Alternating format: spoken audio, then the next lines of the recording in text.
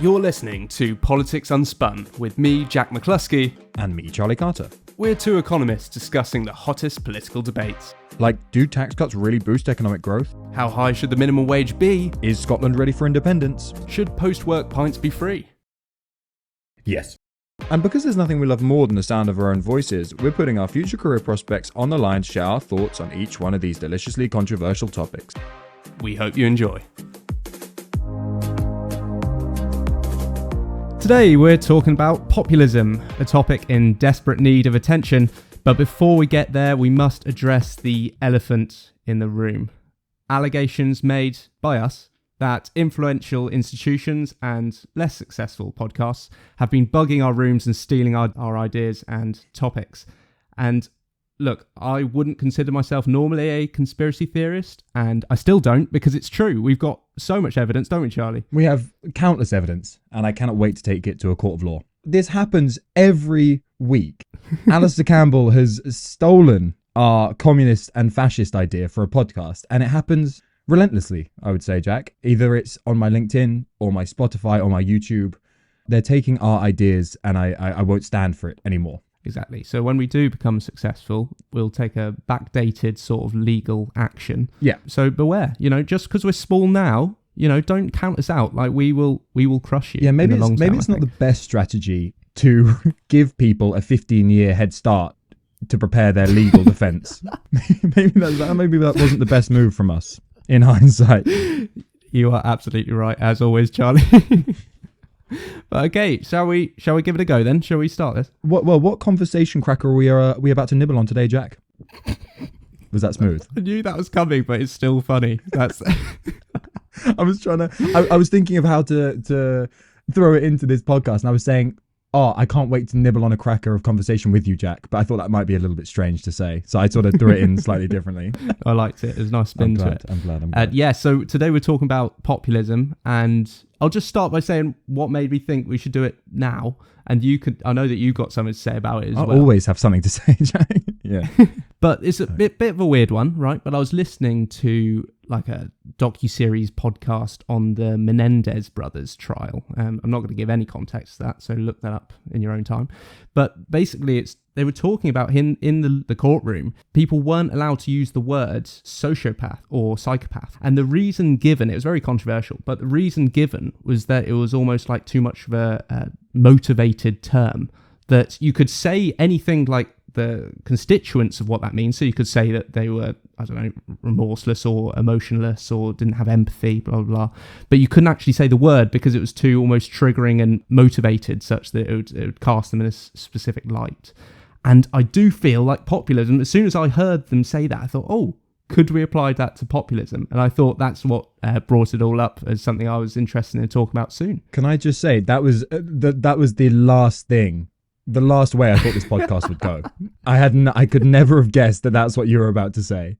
So fair enough. But yeah, no, I mean, like socialism, we were talking about this during the socialism podcast a couple of episodes ago, where it's such a polarized, aggressive, and almost like fascist as well, such a polarizing term that it's lost any specificity and any meaning as a argument, I would say, populism. And I think in the current modern landscape, everyone who you don't like on the other side of the political spectrum is just labelled as a populist. And I think we're going to really try and break down what exactly is a populist and whose claims actually have any validity in calling people a populist. Because we can't just keep calling everyone who we don't like a populist. At that point, language loses all meaning, all specificity. And in an age of social media, we really can't be having that. So I think this is an important time to do this, yeah, with our worldwide audience. Yeah, because populism, I mean, technically it does have a useful meaning. Right, so when I was looking it up, it said it's sort of an us against them thing, where it's representing the unified will of the people, underrepresented by the mainstream, but normally talked about as like the elite and things like that. And you can have sort of left-wing populism and right-wing populism. But I guess even though it's got that sort of useful meaning, like you've just said, I feel like it's sort of strayed away from that. Maybe that's not the main thing that you hear when people say populist. Yeah, well, I mean, my understanding of populism is that it's essentially, like you said, on a very basic level, it is a style of political attack which essentially pits those of the common people against some sort of political elite, whether that be the media or the establishment or whatever. And this has obviously been the hallmark of UKIP reform in the UK, and then obviously Donald Trump in the US. But I think it goes a little bit beyond that. Did you want to talk a little bit about the definitions we would sort of ascribe to populism and sort of go from there? Well, I'm going to call them, I don't know if these are things you're thinking of, but I'm going to call them more like symptoms, because I'm scared of people using them to define populism. I think they're just sort of things that happen because if you are a populist, you'll do these things. So one of the main ones is that you don't talk like a politician. So normally it'd be sort of the guy who just speaks his mind and things like that. And it becomes very personality based. So to represent the unified will of the people, you sort of have to be one of them, right? So you need to be the kind of guy or gal that people see themselves having a drink down the pub with, I think. And that's part of it. And that's the Nigel Farage epitomized, right? He's built a lot of his political image off that guy you go to the pub with for a drink. Exactly. To the extent that you'll see TikToks of him with the pint in his hand doing the whole thing. Yeah. Well, he's outside smoking. He's pouring a pint. I mean, that's his whole style, you know? Yeah, exactly. Then next one being that they tend to undermine institutions. This relates to the idea that there's sort of an elite or something somewhat oppressive that's to blame for everything. Can you list some institutions they undermine? I mean, the list is countless. Well, it depends on who you're talking about. But I mean, this was a point I was going to make, that I don't think it's necessarily just an attack on an institution, but rather a specific group of people, which happens to often be the elite. So in the case of Donald Trump, that would be the media. If you considered reform, that would be the establishment, whatever the hell that means. Normally that means in the UK, the Etonian, Oxford, Cambridge establishment, which tends to be the feeder into positions of power. And also, if you talk about Liz Truss, that also goes down to things like the OBR, Bank of England, this elite establishment of economists that are essentially trying to suppress the people and suppress dynamic economic policy, they'd call it.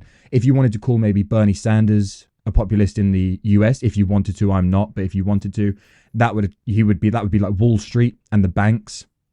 That's essentially who he would attack. And in in Western Europe in general, it's also just been an attack on the globalist movement, right? It's the attack against immigration and other more nationalistic approaches. But I think this gets down to the point where populism isn't an ideology in and of itself. It's a way of communicating a message within a particular ideology. And I think that's where I would go with populism. I mean, populism doesn't have to be nationalistic or whatever, but it just happens to be that's the most effective vector for modern day populism. Because it sort of does hinge on having someone to blame or some group to sort of target as they're the reason that us common folk are having all these negative things happen to us. And that leads into the next part, which is often oversimplifying maybe solutions. Now that one's a little bit tenuous, because what counts as oversimplifying? Well, I love this part, and I think we might disagree, because I would say this is almost one of the strongest part of what defines a populist, and is actually going to, for me, rebut a few of what modern day political commentators was opinions on particular populists. So tell me why you think that it's such a major part of what a populist is then, or when it's being used wrong. Well, so obviously, like you were saying, I think what populism, well, you're saying one of the parts of populism is that they provide overly simplistic answers to complex solutions. And I think what's so interesting about this is, well, it's what we're basing this podcast on, right? That often solutions to problems are much, much more complex than they're made out to be. And I think it's almost epitomized by the end of The Big Short, where they say, this is a complex problem created by a huge interaction between governments, institutions, and banks, and yet they're going to end up blaming it on the easiest people to blame it on, right? And I think the reason I like this as a definition so much is because it is used as such an attack line, the word populism. You can very easily distinguish if someone is a populist or not based on the complexity behind their ideas and the granularity with which they present policy proposals. And I think that is the easiest way of identifying a populist, because otherwise it becomes very subjective. Because do you define a populist as someone who's just very charismatic, at which point, what the hell are we doing here? Or are we characterizing it as someone who criticizes the elites? Well, or someone else. And then you go, well, every politician builds a career off of criticizing someone. So I don't think it's a very bulletproof definition. I think the only one you can really get any robust sort of definition from is this one, personally. I don't know what you think. See, I think where I agree is that I think the oversimplified solution normally relates to the fact that they're blaming some group, which is in itself quite an oversimplified thing. My concern is that, this is why I called it sort of a symptom rather than, for me, a definition, is that there are some things, maybe like the housing crisis, where there might be a solution that people suggest, like let's just build more houses, which, I don't know, maybe maybe it is oversimplified then. Maybe there are more complexity to it. We'll get round to that. Well, that's where we're going to disagree on the housing episode, but we're giving a preview here. No, but I mean, it's somewhat subjective as to sometimes maybe the solution is sort of simple, and sometimes maybe other people think it's more complex than you do. I think the oversimplified thing, for it to be inherently a populist problem rather than just having a simple solution, is it has to link to the idea that they're blaming or putting a lot of emphasis on a group, normally some sort of elite. No, that's a very good point. And yeah, obviously the definitions have to interact. But at the same time, I think if you're looking at Pierre Poilievre, I bet you are counting for how long this is going to take for me to bring this up, right? But so I think Pierre Poilievre is a really good example of what defines or distinguishes, I should say, what a populist is and isn't. So for those of you that don't know, Pierre Poilievre is the leader of the Conservative Party in Canada, and he's massively popular in the polls. He's an incredibly charismatic guy, as we'd both attest to. He's dominating Justin Trudeau, who's sort of seen as this establishment liberal figure in the Canadian government. And the Liberal Party, for those who don't know, in Canada, is one of the most successful political parties in the Western world. It puts the UK Conservative Party to shame. It's incredibly dominant. But yet, currently, this almost anti-establishment conservative figure, Pierre Poilievre, is dominating in the polls. And a lot of political commentators are calling him a populist. Mm-hmm. Yeah. But I can't really see how any of the definitions that we've outlined, apart from the establishment thing, can be defined as a populist. And also, I'm not a conservative. We've established this in the previous episode, but I can't really justify calling him a populist because he's charismatic, because he's really engaging and funny and a really sort of quite likable in Prime Minister's Questions in Canada. He fights the establishment only because he is fighting corruption within the Canadian government, or perceived corruption. I don't think that defines a populist, because he's not identifying the establishment. He's identifying Trudeau and Trudeau alone, and therefore he's not identifying a group. He's identifying a specific thing, which is corruption. He's not being vague in his attack of the establishment. And also he has broader policy ideas like the carbon tax, housing reform, bureaucracy, all of these things which are very specific to policy detail. And I would say that means you really can't call him a populist just because you don't like him. And I am pointing a finger at the rest is politics guys, because they're completely wrong on this. Like you, I was upset when they brought up, was it Q&A session, which I think is their weakest episode, to be honest, because they don't go into enough depth. And this was an example of that, where they had time to talk about it, and they just called him a populist. You can't say that he doesn't have policies. The guy's absolutely got a very clear list. Compared to Kemi Badenoch, who says that she... Well, can I... Yeah, so I saw this on the FT a couple of days ago, and I was very annoyed at this. Kemi Badenoch, in her bid to become the new Conservative leader, has stated publicly that she doesn't have to construct concrete political policy ideas because she's not running in a general election. So what currency are we basing our opinion on her on? How are we supposed to judge someone if we don't have an understanding of where they lie on the political spectrum or where they lie on policy? Come on. We're talking about the highest offices in the country, and they actively now are proud of their opinion that they don't have to construct concrete policy ideas. That is a populist by definition. I don't know how you and that's why I love this idea of the overly simplistic appeal to character over policy, which is what I think truly defines pop. But this also comes at a time where it's somewhat difficult to tell what Kamala Harris stands for coming up to the election, and that's pretty soon. And then people were saying that Labour didn't really say what their opposition was. But the one thing you could say about Poilievre is that he doesn't just have one Poilievre, policy. Jack. He does it's have Poilievre. Sorry. As a fluent French speaker myself. But he does have a list of policies. And the other thing, they didn't even talk about carbon tax. They really should have talked about it. It was a perfect opportunity. It's like one of the only developed countries. They didn't talk about housing. No, they didn't talk about I housing. am a staunch anti-conservative, as we've pretty much established. But to be honest, the situation in Canada in terms of the housing prices is insane. I mean, they're the second biggest country on earth, and yet they have house prices that are higher than Singapore in some areas. I mean, it's absolutely insane. And yeah, I saw the graph of like price rises as well, and it's significantly higher in Canada as well. So there's clearly I mean, I think that as a person who studied, if you look at Niagara Falls, which is one of the areas where you obviously Canada and the US are very close. I mean, you can turn a street, and I won't give exact numbers because I don't know exactly but I mean, the house prices in the US are much, much lower comparatively to Canada. We'll talk about this in the housing episode, but there's going to be problems down the line for Canada. And there's an issue where we can't just keep calling people we don't like populists, because people who propose genuinely good ideas can't be refuted just because they are different politically. Especially when it's used to avoid actually talking about the issues. I mean, it was a perfect opportunity to talk about policy, and they chose to talk about politics, which is exactly the opposite of what we're trying to do on the podcast. Exactly. And I think, to be honest, this episode has really highlighted why we're doing this, isn't it? I mean, you mentioned Kamala Harris. Exactly. You mentioned, I mean, they used to, I don't know if you know this, but they used to call Barack Obama a populist because he was charismatic, a great speaker, but he stood on policy. This is what I mean. I don't understand. And what was defined as a populist back then and what a populist is now, you know, whether you like Trump or like Kamala or whatever, you can say for both of them, neither have any concrete plans. Well, yeah, I mean, I just, we'll do that another episode. I think we'll have to do something about the American election. Yeah. But I mean, Trump, just to be clear, I do think is a populist, but but just to stick on sorry, how do you say his name again? Pierre Poilievre, something like that. That's not it, but it's close enough.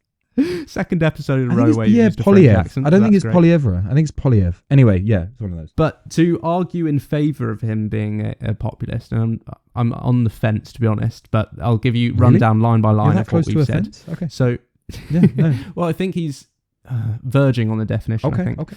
So obviously, you said he doesn't talk like a politician, and to an extent, that is, like you've said, just if you are charismatic. I mean, that is part of politics. So it's difficult to say whether that makes you a populist just because you're charismatic. I mean, he's very witty and things like that. Although he does do things that are sort of not like a normal politician, like the can you remember the WTF thing? Yes. Sorry, how do you say it? WTF, but that's not even French, Jack. That's just 3 letters. I couldn't spell for a second. I was trying to work it out in my head. But it stood for "Where's the funds?" But he obviously didn't say what it stood for, so it implied, moment. So little things like that. He obviously goes after Trudeau, like you said, about the corruption and stuff. Yeah. Now, it is typical for an actual populist to say that their opponent is corrupt and things like that, so it becomes sort of the anti-elite thing. But if there is corruption, then obviously... But exactly, at what point? I mean, I don't know, but I mean, there are some... Trudeau does some weird stuff, man. I mean, it's not populist if you genuinely believe that it's happening, because at what point do you just then... I don't know. This is what we mean. The lines become so blurred. Yeah. Well, like I'm saying, those first two are fairly blurred, and I'm going to say the third one, which I think is blurred as well, which is I do think he provides a lot of policies, fair enough, but they are simple policies, and they are based on being anti sort of the left-wing regime. So if we were to list them, do his marketing for him, we're talking about, I said the housing crisis, just build more houses. That might be the right policy, but the point is, it is simple. Then the other one is, which is focused on a lot, is the carbon tax, saying, well, the reason you're poor and the reason there's inflation and things like that above other countries is because they have a carbon tax, and all we need to do to fix it is, was it slash the tax or cut the tax, whatever his phrase is, and that is a simple policy. Now, it might be the right policy, but the point is it's simple, which makes it a blurred line as to whether it counts as populism. I mean, this sort of goes back to what we were talking about with the language, right? And if you think that language is an evolving concept and an evolving discipline, which obviously it is, if you look at modern day politics, and I don't want this to make this into a Poilievre episode because it's not, but if you look at him as an example of a textbook on the fence case, and that's why we're sort of discussing it, he, compared to most modern day politicians, has more policy to tackle problems at the root. And I mean, you can't, as an economist, we can't say with a straight face that building more houses on average will not bring housing prices down.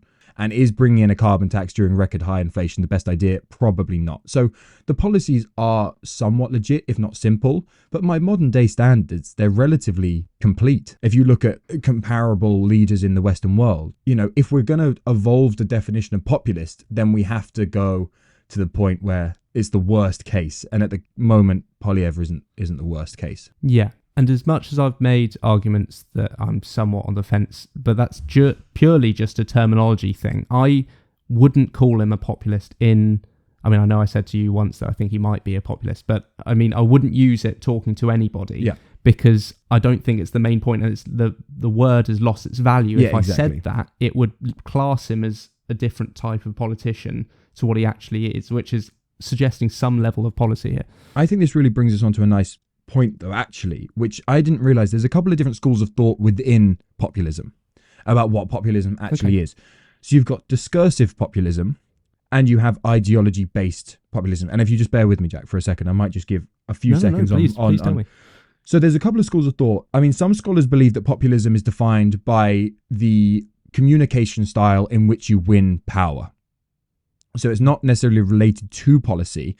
And it's essentially just a communication style where you pit one group against another, and you essentially act in a very charismatic, appeal to the person way, which is obviously what modern day populism has appealed to, right? It's sort of speaking simply, speaking clearly, and using it as a communication style. But these sort of populist leaders, and I guess Polyev would fit into this category because he's very charismatic, but when they get into government, they are very policy focused. So in that definition, you can have just an incredibly charismatic leader who is considered populist because they're charismatic. I think that's a stupid definition, but maybe that's because populist is become polarized as a term. If we maybe remove that polarization, then maybe this is fine. But that's sort of the discursive approach.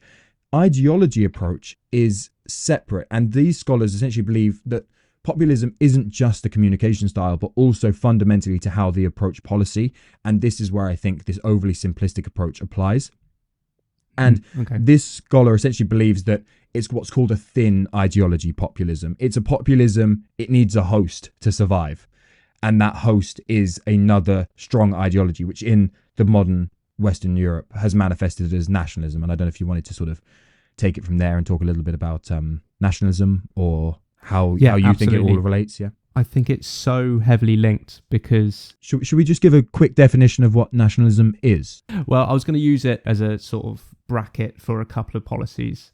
I think you should give the actual definition of nationalism before I cock it up. And I'll say the policies, the exact policies that I'm referring to, which are very specific. I've got 3. Okay, all right. I'll give it a best shot. But so my opinion is that you have 2 type of ideologies in this sphere. You have globalists and you have nationalists. Globalists typically subscribe to what you call like the Tony Blair way of thinking, where they believe that each individual country is part of a wider international community, and as such we should engage in things like free trade and engage in globalistic activity. Nationalist is essentially just the exact opposite of that, where they believe more in the individual sovereignty of particular countries, and that individual traditional cultures within the sovereign country should be preserved and not be part of an international community in the same way. That's how I would talk about it. Yeah.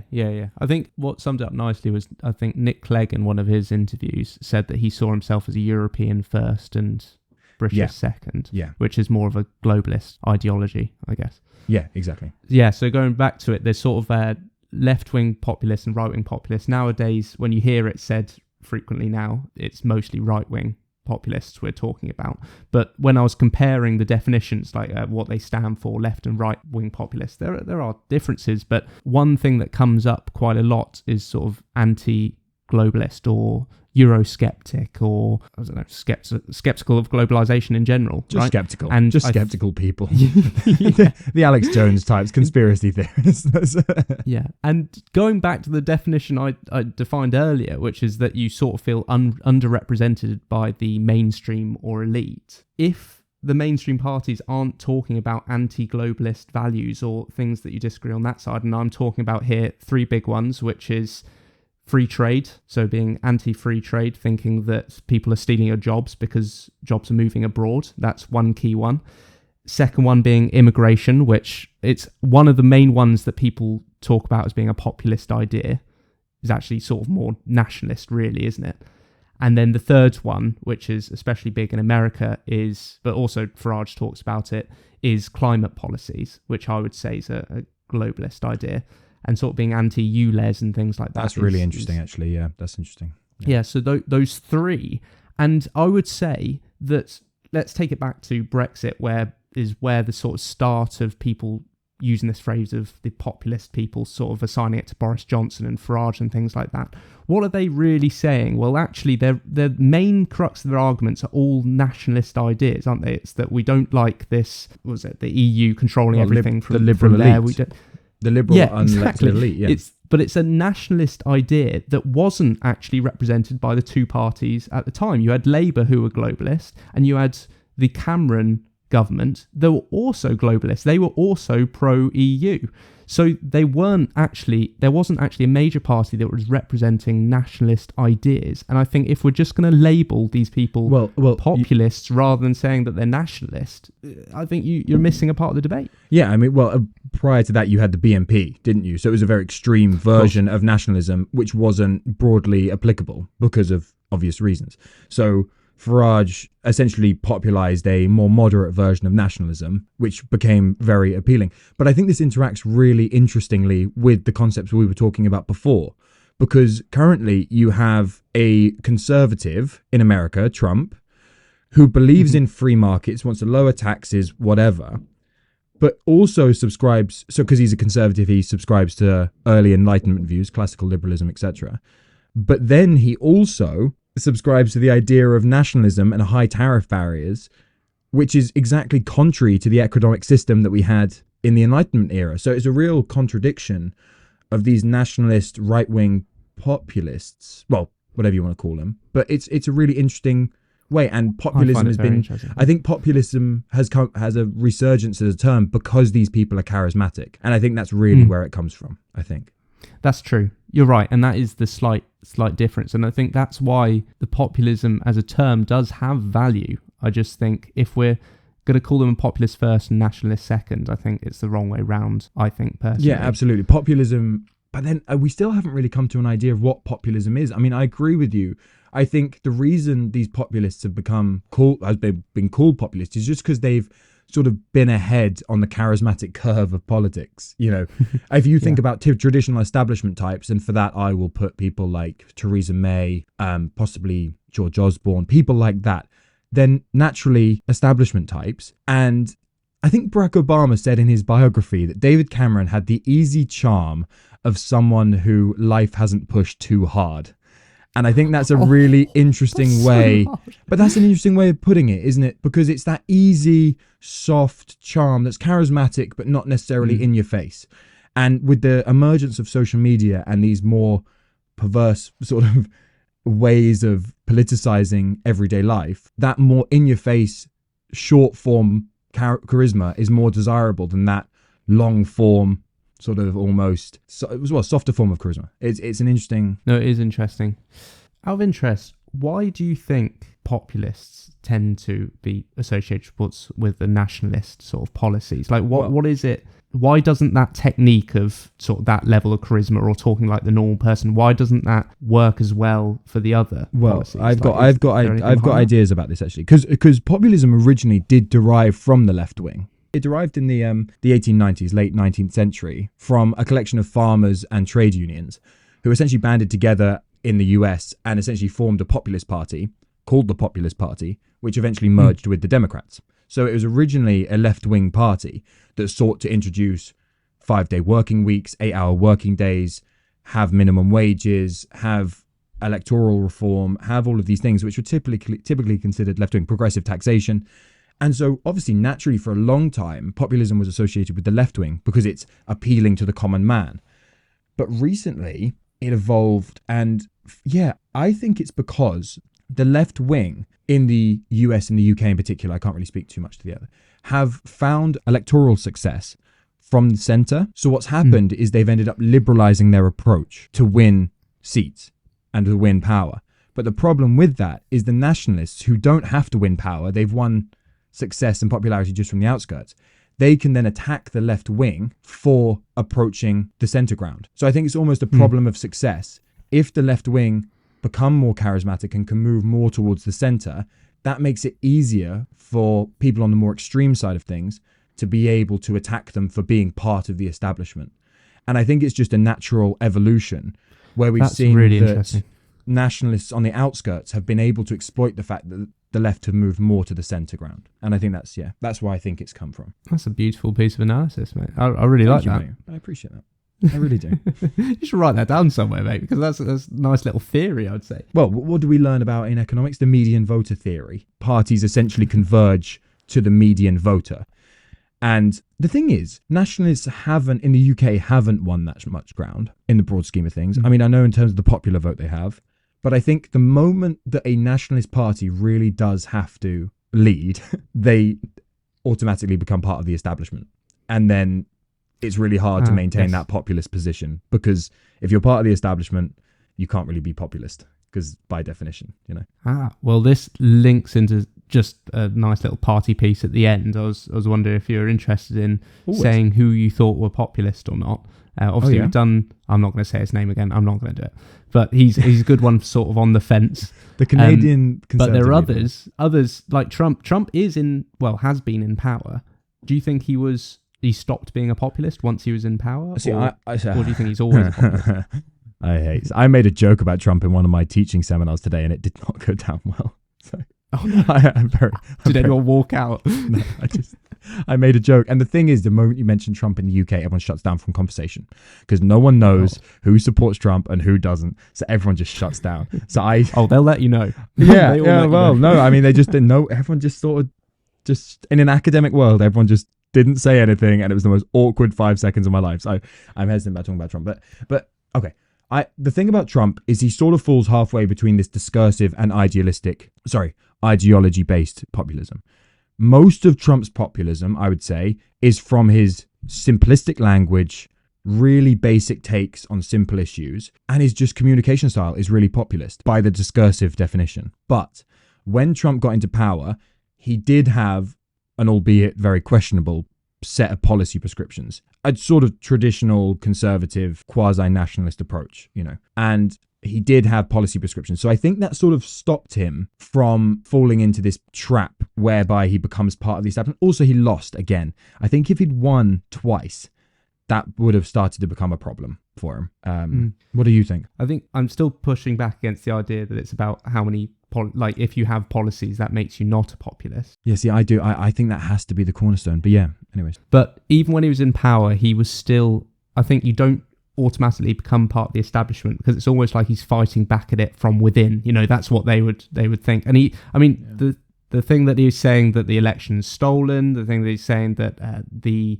courts are against him and trying to stop him, you could still be in power and say someone's resisting me, or there's an establishment trying to oppose me. So you could still be in power and be a populist. I mean, you're going to have to cut this bit out, mate, but I think it's funny. I mean, by that definition, me being chair of the kickboxing club at the University of Bath, I'd be a populist, because I just constantly complained about the SU. Do I have to cut that out? No, you don't have to. It's quite funny. I just don't think it's a bit of neat, but yeah.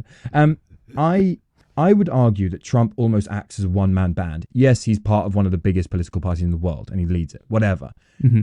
My argument would be that the more isolated you are as an individual, like Trump's brand entirely depends on Trump.